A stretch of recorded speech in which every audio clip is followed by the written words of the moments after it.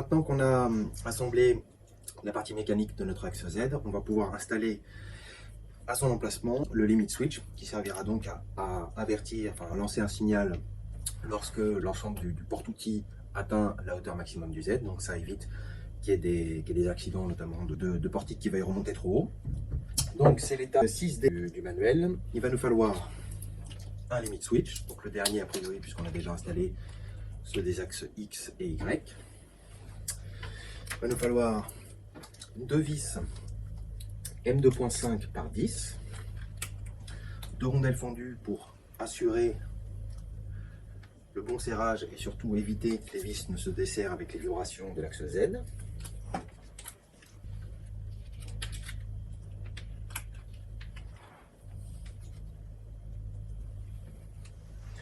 Normalement, ici aussi, il doit ne vous en rester que deux. Et on va installer une butée sur l'axe Z qui va permettre de ne pas forcer en fait sur le limit switch.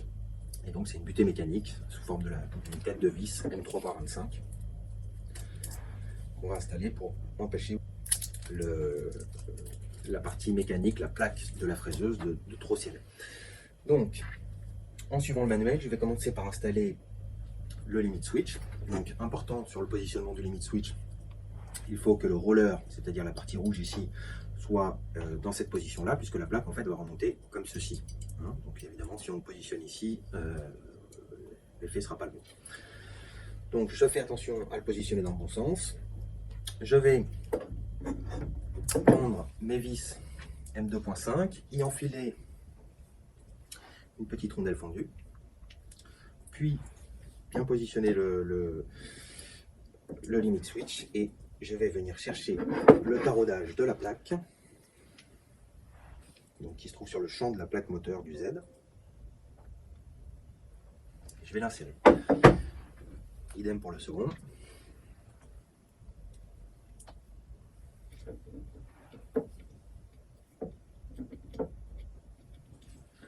Il faudra une petite clé Allen de 2 mm pour venir appliquer le serrage.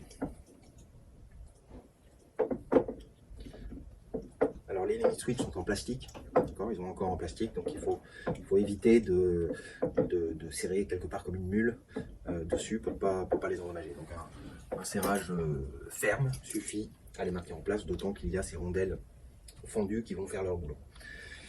Une fois que j'ai vissé le limit switch sur la tranche, je vais insérer par-dessous.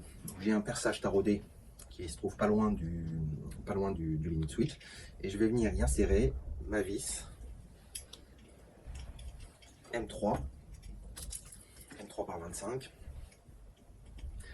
et la visser à travers donc la plaque supérieure.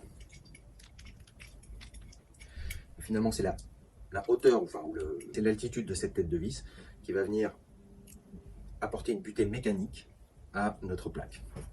Donc ce qu'il va falloir, c'est régler la hauteur de cette tête de vis de sorte qu'elle arrête vraiment physiquement la plaque au moment où le limit switch est enclenché. Donc on a un petit bruit mécanique quand le limit switch est enclenché. Donc il va falloir simplement apporter la tête de vis à cette hauteur-là.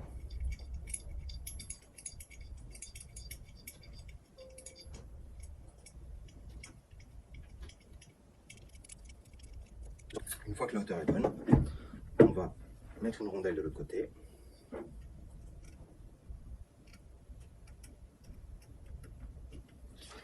Et venir fixer le tout avec un écrou M3.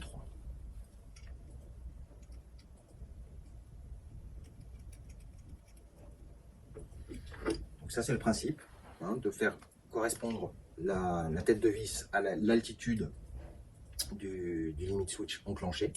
Maintenant pour des raisons pratiques, comme il s'agit d'un écrou nil stop, il va falloir redévisser la vis en bas et refaire le serrage, donc le réglage en hauteur, en maintenant avec une pince l'écrou M3. C'est un peu fastidieux, mais a priori c'est un réglage que vous n'aurez à faire qu'une fois. Donc à plat, je maintiens mon écrou.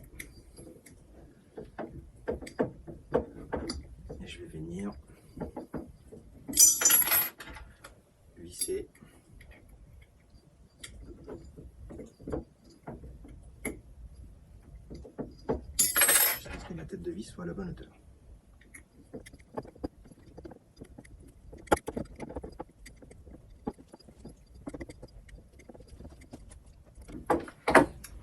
Voilà.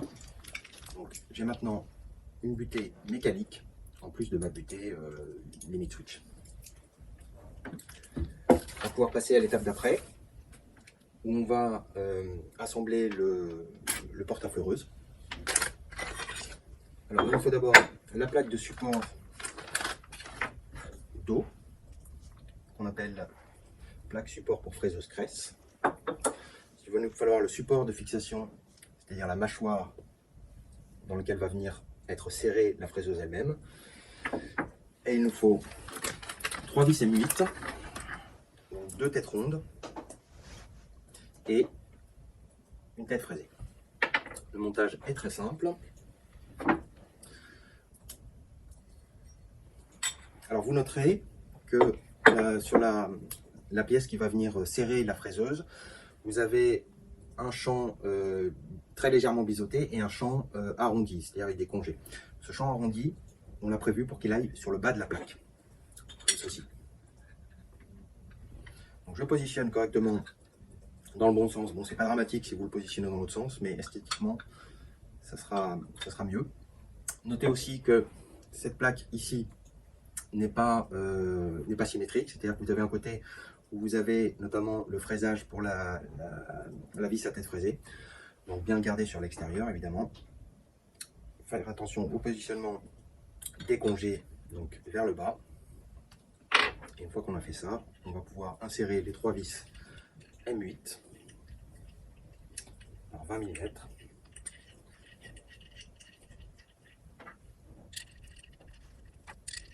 Et leur appliquer un bon couple de serrage. Puisqu'une fois installé, l'accès sera difficile. Donc ce sont des vis M8, elles supportent un couple assez important. Donc je les presserre les 3. Une fois qu'elles sont presserrées, je vais venir appliquer le couple maximal que je suis capable d'y appliquer.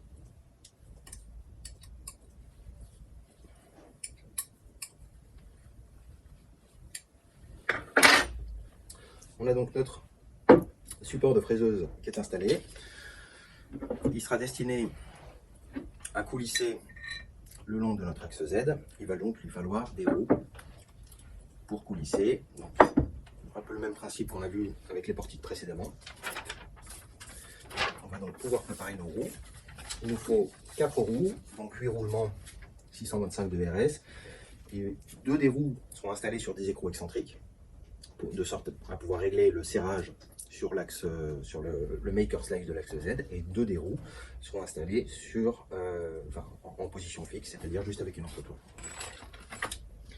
Donc pour rappel, toutes les roues sont montées de façon identique. À chaque fois, on a 2 roulements 625 de RS qui se mettent de part et d'autre de la roue, et entre ces 2 roulements, nous avons, pour gérer l'écartement et éviter qu'il y ait trop de pression, qu'on vienne enfoncer les roulements.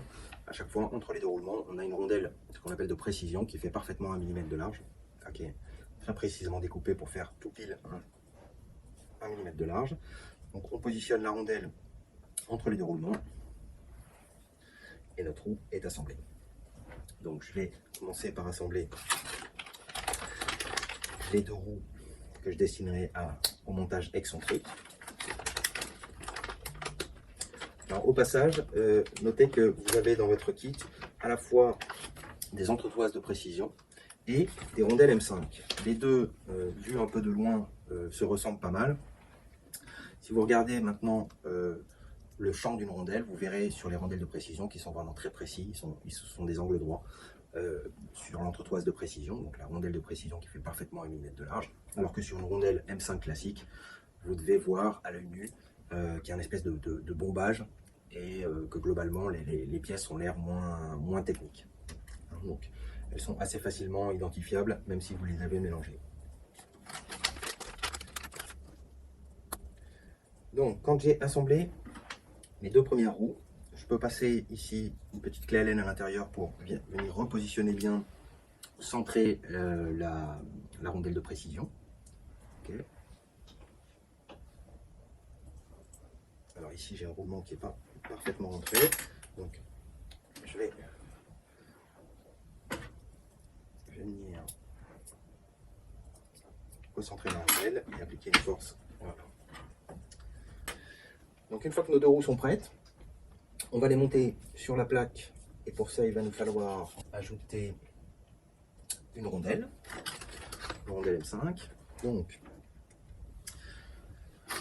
on prend nos vis M5 par 40 qu'on fait passer à travers la première roue en V. On a ensuite l'écrou excentrique qui dans ce cas fait 9,5 mm de long. On va enfiler sur la vis. Alors l'écrou excentrique, on va l'enfiler de sorte que la couronne, la partie ronde, aille vers la plaque. D'accord?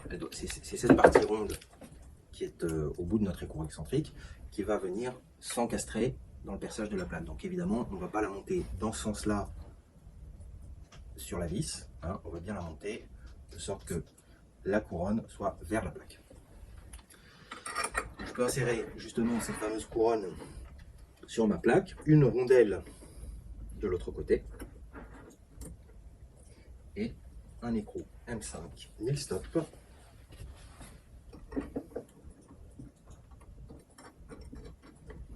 Voilà, donc on a ici le montage complet d'une roue. La seconde est absolument identique, c'est-à-dire la vis dans la roue, l'écrou excentrique avec la couronne qui pointe vers la plaque,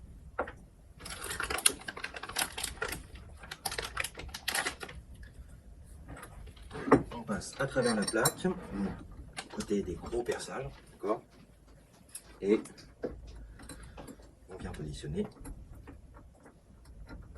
l'écrou nil stop. On peut après utiliser une clé de 10, une clé de 8 pardon, et une clé Allen pour venir serrer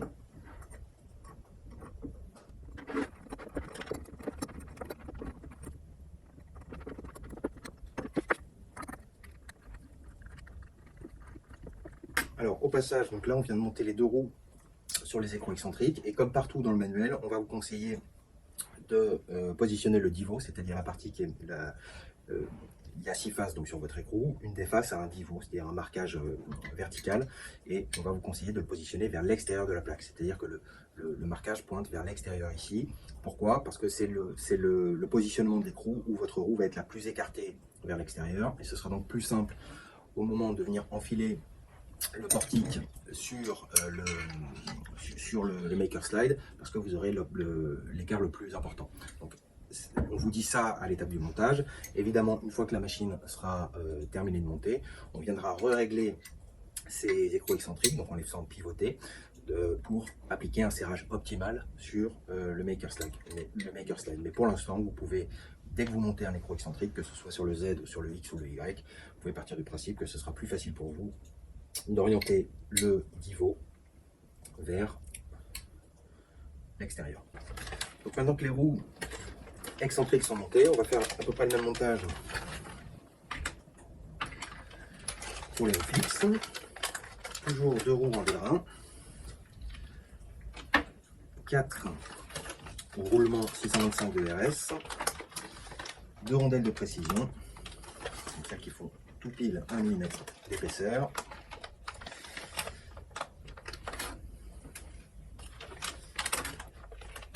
Des vis M5 par 40 et c'est parti. Donc les roues, on commence par mettre un roulement puis une rondelle de précision puis le second roulement. Voilà, on peut réaligner la rondelle de précision à l'intérieur. Une fois que la roue est assemblée, on va prendre une vis M5 par 40, l'insérer dans la roue, y mettre l'entretoise en aluminium,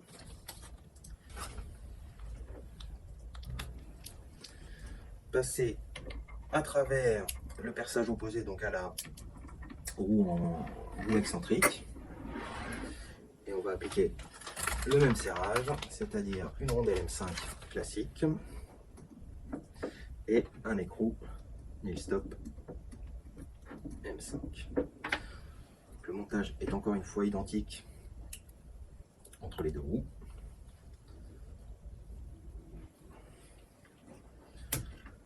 Roulement en rondelle, roulement. Je repositionne la rondelle. D'abord la vis M5 par 40, puis l'entretoise. Je passe à travers.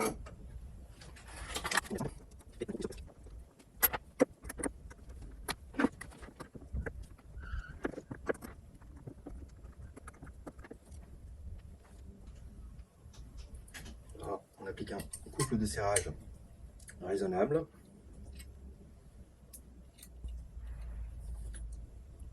Pas la peine ici de forcer, puisqu'on a des écrous Milstop.